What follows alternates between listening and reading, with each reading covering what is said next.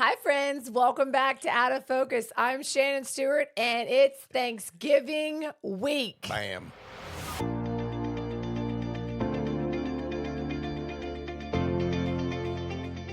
What's it time for?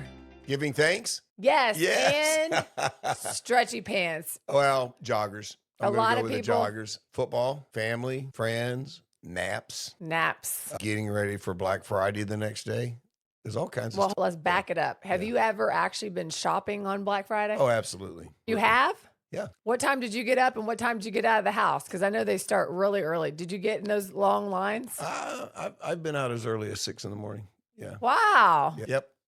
I like tradition. There you go. I think I've been out a few times, but I never went shopping that early. So I like going. I like the crowds. I like trying to find a place to park. I'm weird that way. There you go. So let's talk about Paul for a minute. He says to give thanks in all things, not for everything, but give thanks in all things. So we're going to share some laughter today, some stories, and a reminder of God's faithfulness because he's been faithful. Sounds good. What about Paul? What about him? Really? What do you mean when he said that? Yes, he was in prison. I think It was dark. I think he was just making stuff up. But no, obviously, we give thanks in all things. And it's like when he said in Philippians 4, verse 7, he wrote that from Rome, chained to a guard. And he talked about when you're anxious and worrying, you pray in all things, regardless of your circumstances. So I think what Paul's saying is, obviously, you're not going to be happy. You're not going to be thankful if you lose a loved one or if you have a disease that you're battling. Maybe you lost a job. That's really hard during the holidays. You're not going to be grateful for that. If you think of the story of the 10 lepers in Luke 17, 10 were healed. One came back and said, thank you. I love that story because I try to be like the one leper. Yeah. Going to bed at night, I don't pray. I thank the Lord. And I fall asleep thanking the Lord for whatever comes to my mind. We'll just skip by. It's almost like our attitude with God is like, what have you done for me lately?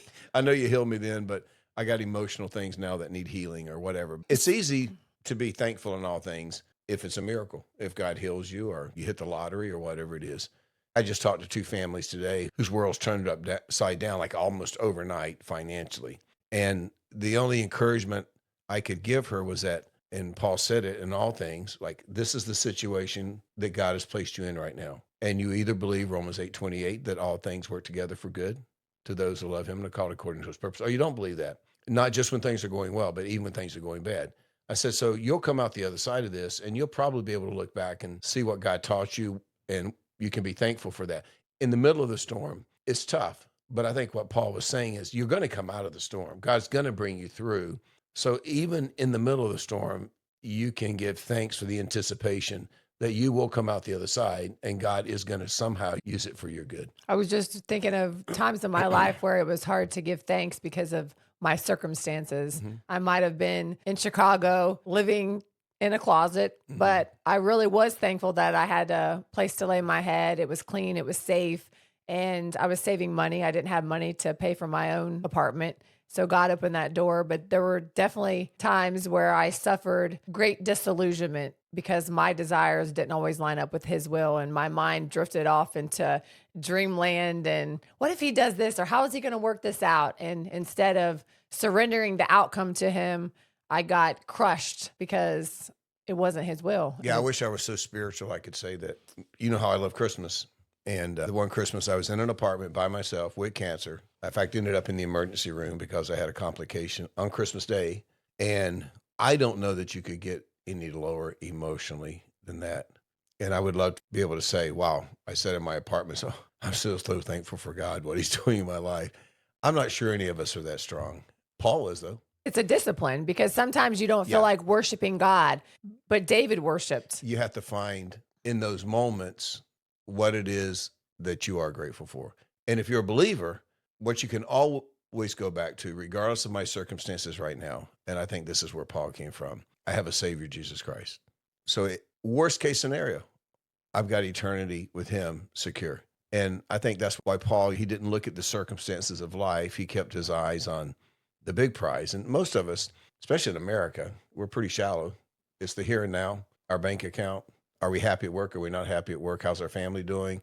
And that's where our focus is. We're pretty much laying up treasures on earth, But I think Paul was so focused. I mean, what did he say? Absent with the body is present in the Lord. I'll take that. So he just had an eternal perspective. Oh, I was going to where say that. most of us Yes. just have an earthly perspective. And Yes. we get a case, I call it ingrown eyeballs. All we can see. So the worst case scenario is to be able to stop and pause and say, but I have a Savior. I have someone who loved me so much, and he has a reason for this, and I don't understand it. I may never understand it. And we don't ever know what he's spared us from, Nope. what he's protected us from, the sicknesses that didn't even allow to invade our bodies. Yeah. We don't even know, we have no idea the whole picture. And he is a merciful, gracious God. And as I look back on my life, he's protected me from so much. And one day when I go to heaven, he's going to reveal even more to me. And I'm sure it's going to bring me to my knees. Yep. So what's a Thanksgiving memory that you have that makes you smile, warms your heart? My mom and dad both came from large families, 6 and 7 siblings. But my mother's side, my grandmother, she was our poster picture for grandmothers. She was everything you think a grandmother should be. And I just remember as a child, all of my aunts and uncles, all of my cousins, all getting together at my grandmother's house. And there just was, when you're a kid, everything's better. You don't have stress and the worries of the world. And so you had cousins you hadn't seen maybe in a year. The way the house smelled with all the food, it was going to be a great day of eating and fun and playing football and just those simple times of how precious family and friends and traditions sometimes are. But those will always be my favorite memories. I still remember my grandpa's, he's no longer here, but my grandpa's brown gravy. It was so good. I don't know how he made it. He used to make a oyster dressing. I don't really like dressing that much. It's not my thing, but family loved it. Yeah. And we would gather together. We did start a tradition later on where we would play cornhole and we would have a cornhole competition. That was a lot of fun. My sister and I are super competitive.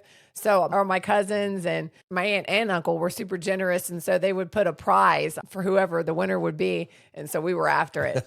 So it brought some laughs, and it was nice getting together because sometimes you didn't see them as much during the year because of schedules and sports, school, whatever it might be. So it was nice to all be under one roof, just laughing and talking about things in our life that happened and just simple times. Yeah, Simple exactly. time. What encouragement would you share with the listeners or those who may be watching on YouTube this Thanksgiving season? One, if you're hurting and lonely, there's something about going through tough times. People tend to isolate themselves.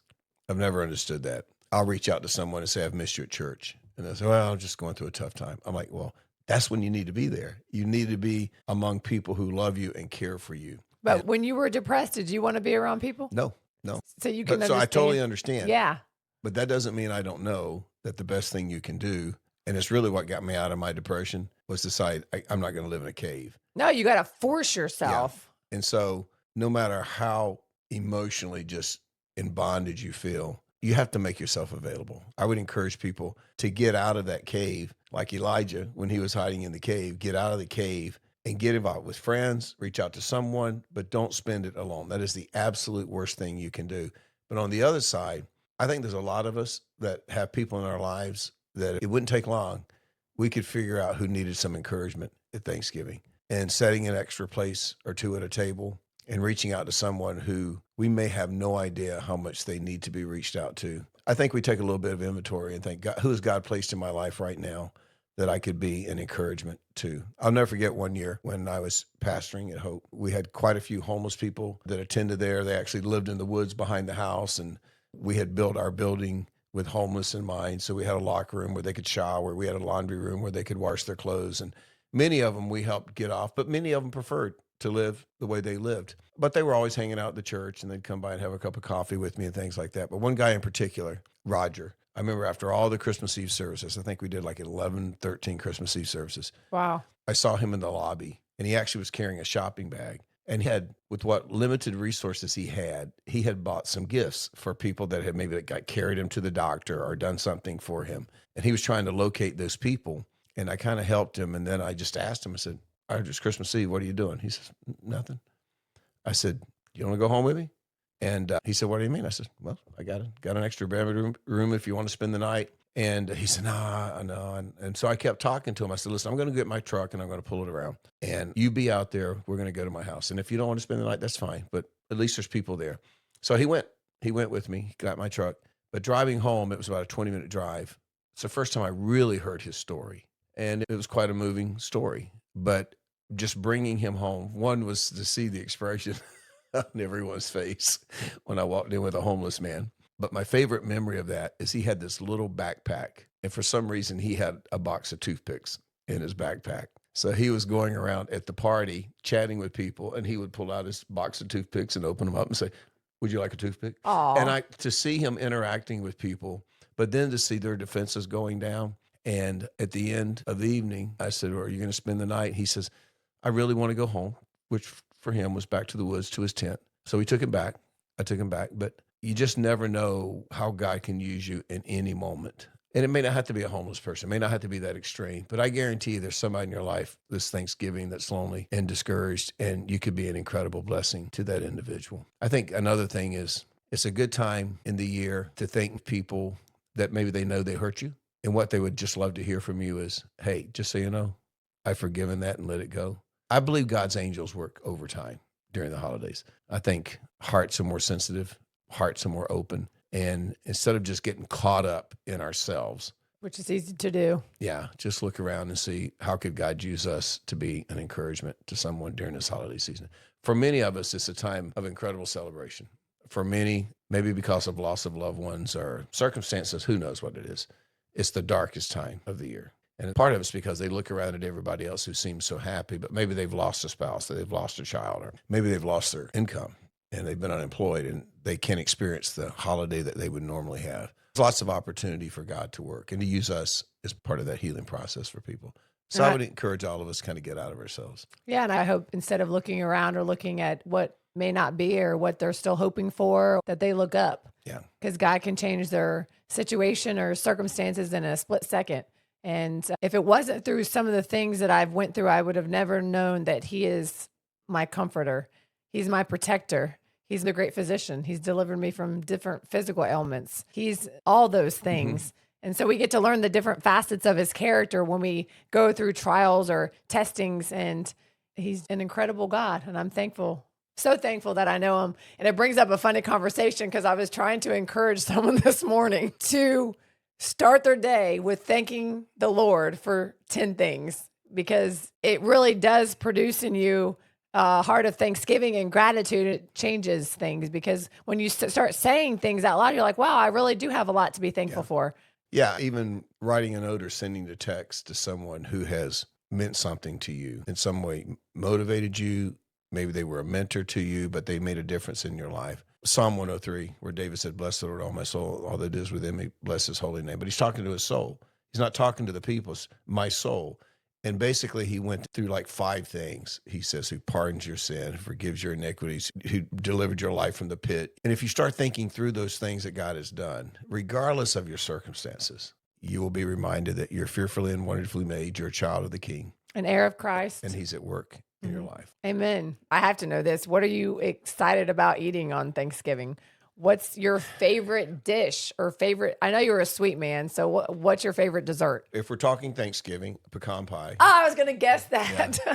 I know, because I've heard your family's not big on turkey, but I'm still a traditional turkey guy. You are? Oh, yeah. It's probably the only time I eat it, but I can flat put away some turkey. Wow. And I like the dressing. Well, you know me. I'm a traditionalist when it comes to everything. Well, we can always bring a turkey. But it can't be one of those turkeys that are just sliced. It's got to be like a turkey. Would you like to stuff it this year and we can surprise the family with it?